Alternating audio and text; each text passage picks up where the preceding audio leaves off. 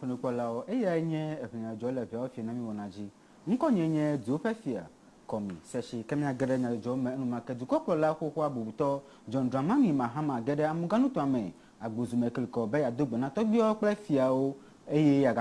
yagade bubulu yefe nko kude ametatia na ndisi dunya ha abe aflaga chola na fe akpeve pele bla efefe akodanya o edejesi susu ita ohia be watia ndisi dunya ha na du kokolo. Here to meet with our party faithful. As you know, we are reorganizing our party in preparation for the 2020 election. Mi kadejibe mianto abedumevio miekpo ale edukomezu pelefu pepe o ke enumlobedi vacho menye agojenya e wonye o bekwesebe maugan sogbolisa ale agbede tanami be lefe akpeve pele blave mia ndc dunye ha agazo jidula be donio atro gbova dukomebe miaten agaido na oji hena Ghana duko pe ngogbe yi edo jijonam egbabe mieva miagbo eyimidode miahu mivabe miade bubu miahu ameijena bubu ntie wodia bubuye le akodada ivai mia mieten kpo jidudu de eyata ndc dunye ha de dodo yeye otomebe miawo apupu hala hafi achia ngogbenola na hala ha miede jesi pepedon yi dublibo cho anglokpa jinana hala mida akpede emata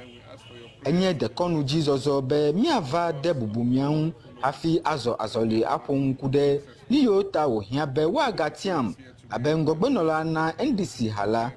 mewo do na gedo eye mide do na gedo tome hena Ghana duko pe ngogbe yi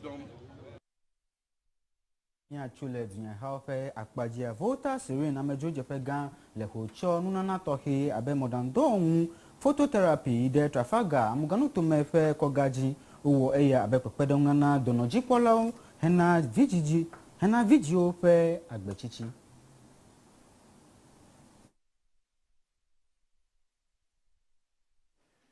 to the unit, that's the pediatric unit. Niva ndia pediatric unit be mian phototherapy pepedon nana pediatric unit be video fe ku patakuku kude wojiji kaba hafi ofe game munachi seselamele miasi abejilao enebe miavi yo miji akpo agbe ano agbe elabe enye jijohun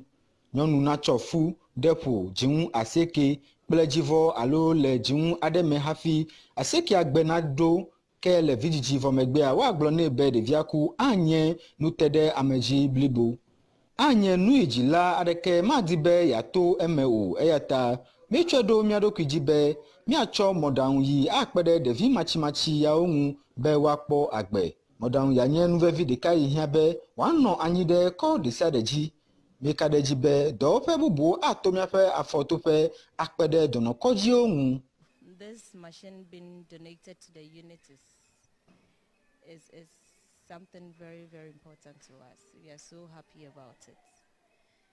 because it's going to help our babies to recover quickly and go home.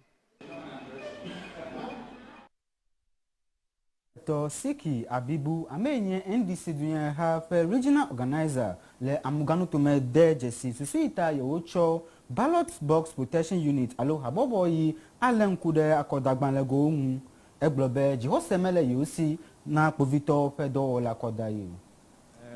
be no doto news over yinjo akpobe miabe national chairman eglobe NDC amian tonto mi train amelo ko wajo ballot boxes aunami yanye ballot protection unit ya party ya edo dana ita mian tonto wa internally me have a mero ne mandana ne in case bovito mele ready be wa kwele mian tonto mi train amoda la no opposition ga from amadon de bovito so much tamaglobe because of that me have a memo dana never va mebe police o malombe you akpere mian le akpamawa mianto mitrin de biodarai akpakpa majinami emile nyatra robe akoma mia doa ano fafa me mia del fafa me la bena abe o kata okoro ko dongo be yo adako no dako na yo anye aflaga lela o kata onya mero o dengo o sena ngome fafa o jira kata ole wakata o dashire jibe ame nya duji kwa yo kata wa apopu a support ame ta mon poko matanya kaji won to wa create confusion avec les conscience avec be mavo never akoda pe he ya reko ta me kaji bokata wa doba mo o be agent o kata be no pogbo be no free and fair kwa ne de ka o never party ame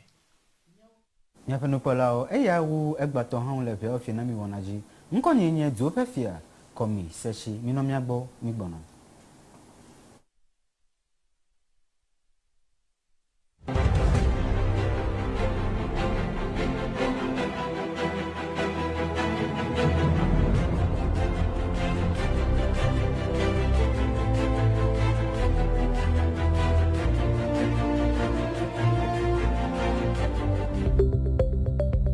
Sister, good day.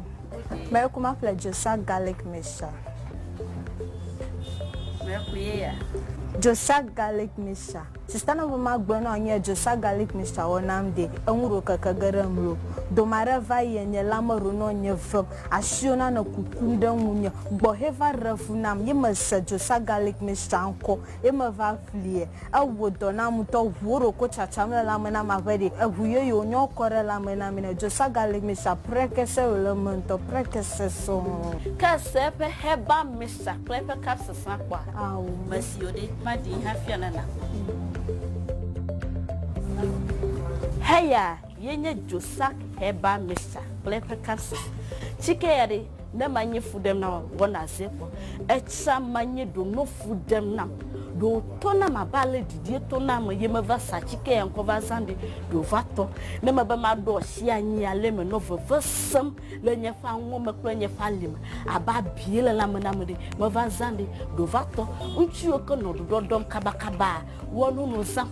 no zande nwa kata to tonge meyo kemo se na vivi la ba mode na nwire asa vivi to ka sister ma bia olo atano kata jireka atanzo moto kata jireka kwore ka hamalanwo na moto kata zande do wona dola mia fo buka mo ona na wo mo o wona do abade dola la kamala la mana mi ona Josa garlic mixture ple Josa heba mixture ple capsules la meseso Apo Josa garlic mixture, Josa herbal mixture, pleupa capsule, la bososoma aple le albesam, jango autisi pak le ho, pokanao to kapojeshi yaoji.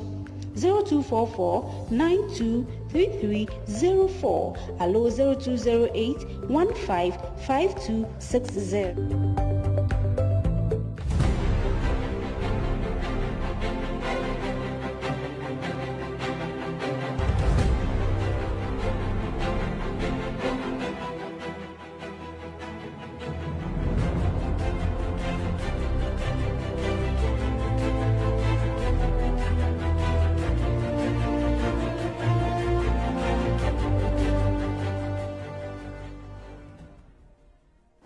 Miatro do izonami va volta one TV about fienami pa wonaji gamade ba madanya makpepe na le bonye fia afia hafi na mia alenku de mia pa ngule di gbantongu lanya du shikpa jijideka miafo apoto Francis Duse enya ho municipal director na NCCE for Francis afia wezo yo apamede domoto de akpa yo mi ha mi we mianchibu Lefo Francis for du shikpa jijideka miafo apoto komi ahaji enya no fiala hojijo fo komi afia wezo yo mi ha mi we mianchibu yo akpa miapa nu kola onya jojo are le Ghanaian Times egbetoma pa akpa wi atonlia ikanya jojo about basic senior high school teachers warned against partisan politics on campus. Story is from Alberto Mario. All right, and it says that basic and senior high school teachers who engage in partisan politics in campuses would suffer swift and ruthless consequences, the Ghana Education Service has warned. The Volta Regional Director of GES, Madam Enyonam Afi Amafuga, made it clear that the ethical code of the GES do not endorse political activities in schools. Quote, apart from that, we expect our pupils and students to recognize only the national flag on campus and not political party colors, she added. That Ghana Education Service la mongang to bogbomba dunya hehe for 1 hour le basic school so plus senior high school so you te freedom ase tabana made manya ayo nya no fiala ayo podo kile wana mama ba ajaba wa hatoni anu maka for Francis minyalo minya bangi yoli banya yoli gakade mi wa wom dajia ayo wa dajia hade fika samileni yo akpe muta mede ma samon popo ma do fiaina mi ape enu polao be ya wole doji wa aiji ano V1 TV po egbe a enya ya odora mede ma globe nufiala ejebe wa ahe edunya kake nufiala me pomo ahe dunya sesen activeness dunya sesen le suku e ya ta nenye fe nyabe don no la e ke le amogano to me nfia nya oji po suku nya oji po e o plonya ke a ni me kareji be e plonya go bele ke ga ke nufia la te on afia nu suku vi dunya ke pe enya o ga ke fima ke nufia la adibe ya akoido kwe afode dunya ke me awu doke ko dasine be wa ke efma ya nya be gbegbelepe e go me nu fiala e jebe wa fiancho eduere pe nyawo na sukuvio e be nu fiala wa keke sukuvio be susumereji be nu sukuvio wa teun abutame le duo pe nyawo be e yo ke hakpere duo be yo ke makpere duo ta akpama be nu fiala ma gbo eduere pe nya kura wala me le to akefi ni ko we tichina ogbelebe activeness akpama le sukua enyenu gbegmento manya la akpama ma jejen gobrio clear cut ni adeka maliwa kado fiaba no fiala nyamata no skoma pong na sukuvia ocho NDC MPP CPP PNC mwa ya glomelebe watan wo yale nu fa fiame ka o ma da pa hele akofia ma debe yayi NDC to nyo apele nyakele glo ne nyale e ma wo alo tag do ki o besa na popo be we party du ha ke hele nye ya fi le nu fiamla e gbegblento mele gbogbo be le niafe Ghana pesenu e ke Ghana ke ko ku si no a le fa pere kala fa se ke bla ton voix drema e makera mi hose civil service chala e ho esekpe de doada ocho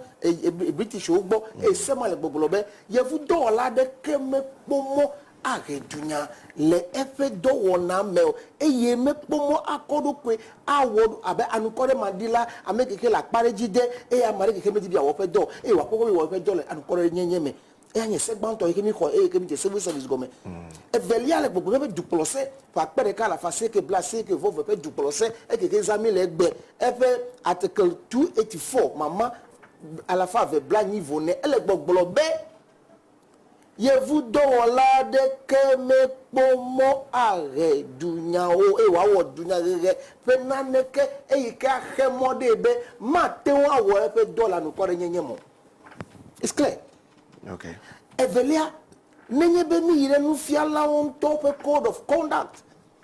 or code of ethics of teachers ne yide aha enelia